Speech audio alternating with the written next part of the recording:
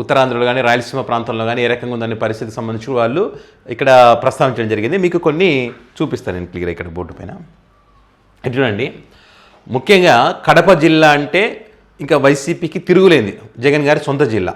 So ఆ సొంత జిల్లాలో మొన్న ఎన్నికల ఫలితాలు ఏ రకంగా వచ్చాయో మనం వాళ్ళు వైసీపీ కూడా ఊహించి ఉండదు. అలాంటి కడప జిల్లాలో వైసీపీ కూడా ఊహించినంత ఫాస్ట్గా తన గ్రాఫ్ పెంచుకోగలిగింది. ఇది వాస్తవం, గ్రౌండ్ రియాలిటీ. ఇది కావాలంటే ఎవరైనా ఎంక్వైరీ చేసుకోవచ్చు, ఆయా నియోజకవర్గాల్లో కూడా కనుక్కోవచ్చు. వీళ్ళు ఏదో పులివెందులను కొట్టేస్తామో ఏదో జెడ్పీటీసీ గెలిచాం అది గెలిచామంటే సో అప్పుడు పరిస్థితి లేదో అందరికీ తెలుసు.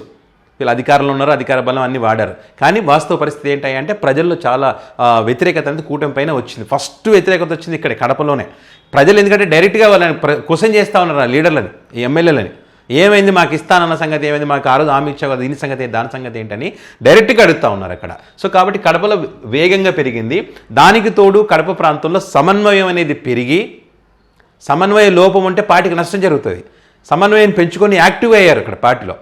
సో అది ఇదంతా కూడా ఇక్కడ అనంతపురం కానీ, కర్నూలు కానీ, చిత్తూరు కానీ ఈ ఉమ్మడి జిల్లాలంతటి కూడా వ్యాప్తి చెందింది.